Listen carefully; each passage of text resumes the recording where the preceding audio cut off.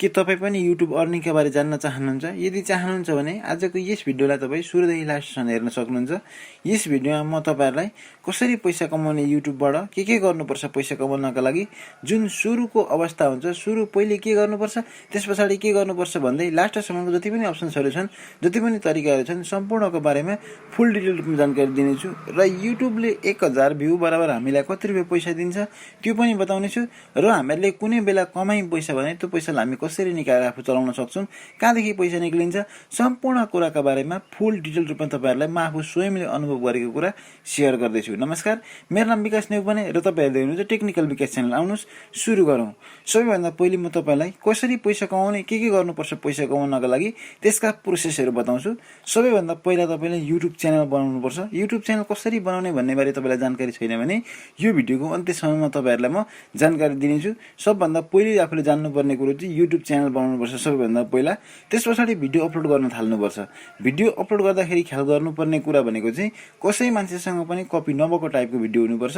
अन्य मान्छेको video, audio, photo कुनै पनि कपी नगरिकन आफ्नो क्यामेराले स्वयं आफूले खिचेको भिडियो अपलोड गर्नुपर्ने हुन्छ। यदि तपाईले कपी गर्नुभएको कन्डिसनमा पछि कपिराइट आयो भने तपाईले कमाउनु भएको पैसा कसको भिडियो उतैतिर जाने सम्भावना हुन्छ। त्यही भएर कोही मान्छेको पनि कपी नगरी तब आफू स्वयंले भिडियो बनाउनु पर्ने हुन्छ।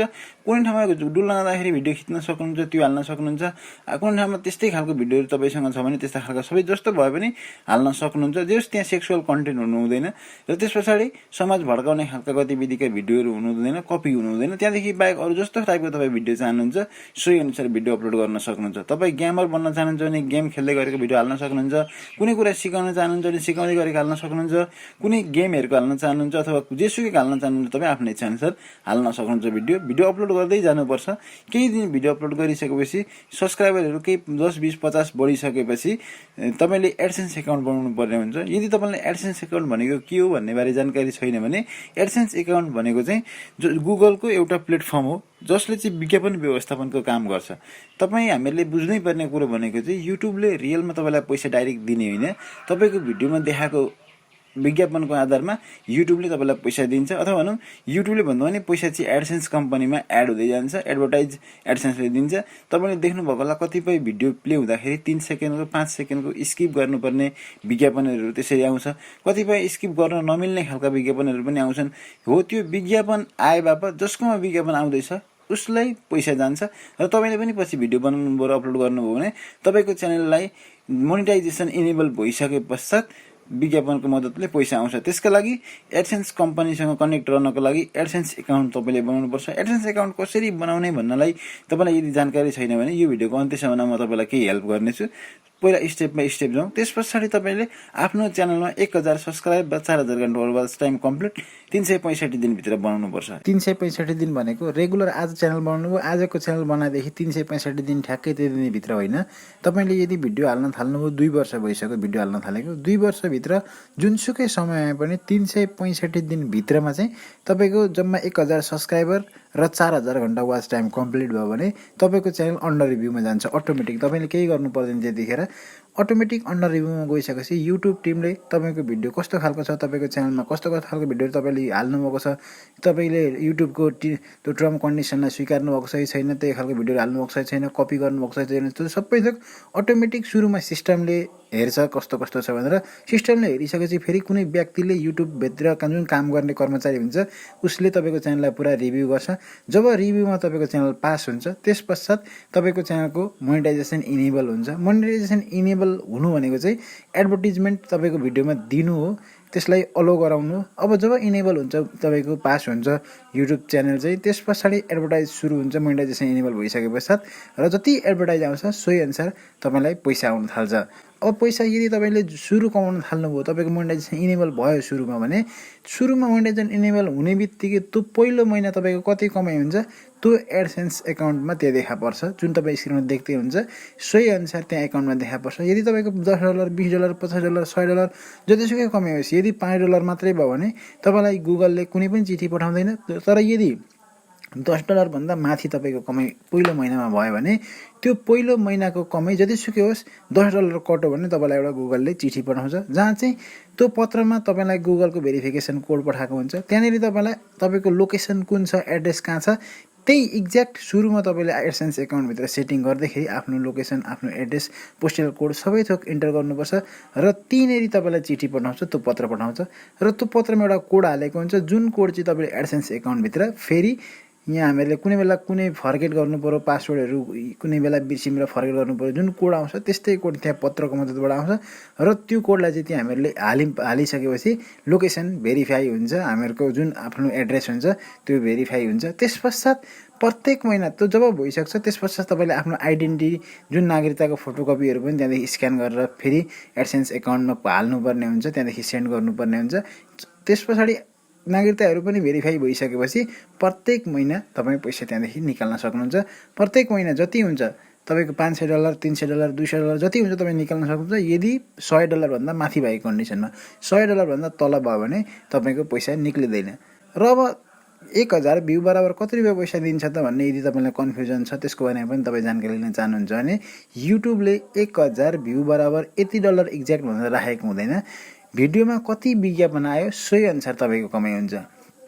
यदि उदाहरणको लागि तपाईँले एउटा भिडियो अपलोड गर्नुभयो, त्यसमा 2000 भ्यू भयो, 2000मा 2000वटा विज्ञापन आयो, एकदम राम्रो विज्ञापनहरू आयो त्यहाँनिर भने महँगो टाइपको सस्तो टाइपको विज्ञापनहरू पनि हुन्छ। सोही अनुसार तपाईँको यदि महँगो खालको विज्ञापन आयो भने 2000 भ्यूमा तपाईँको $5 पैसा कमाइ पनि हुनसक्छ।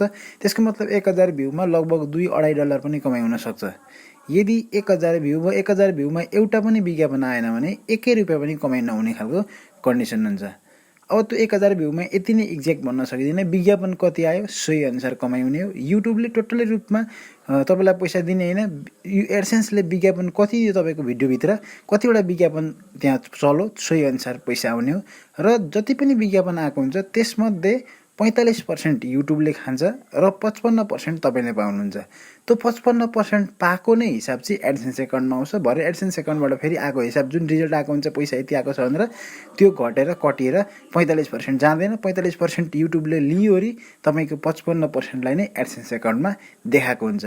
अब तपाईँ कसरी निकाल्न सकिन्छ पैसा भन्ने बारे जानकारी लिन चाहनुहुन्छ भने पैसा निकाल्नका लागि एकदम इजी तरिका छ। हामी नेपालमा सहज रूपमा निकाल्न सक्छौँ। विभिन्न अप्सन्सहरू छन्। जुन पेमेन्ट मेथडका लागि 3टा अप्सन्सहरू छन्। जब हाम्रो भेरिफाई सबै थोक भइसक्छ, पैसा कमाइ भइसक्छ, $100 कम्प्लिट रूपमा कटिसक्छ, त्यस पछाडि हामी प्रत्येक महिना हाम्रो $100 कटिसक्यो भने हामी निकाल्न सक्छौँ पैसा। र त्यसका लागि जुन मैले अहिले भन्दैछु 3टा मेथड छन्। त्यसमध्ये सबैभन्दा पहिलो मेथड हामी आफ्नो ब्याङ्कमा हाल्न सक्छौँ, अथवा भनौँ अरू कुनै कार्डहरूमा हामी सेन्ड गर्न सक्छौँ आफ्नो विभिन्न कार्डहरूमा। त्यस्तै अर्को अप्सन भनेको वेस्टर्न युनियन मनी ट्रान्सफरमा हामी सेन्ड गर्न सक्छौँ पैसा। जब हाम्रो पैसा $100 कम्प्लिट हुन्छ त्यस पश्चात सबैभन्दा सजिलो भनेको हामी सबैले सहज हुने खालको भनेको वेस्टर्न युनियन मनी ट्रान्सफरमा हो।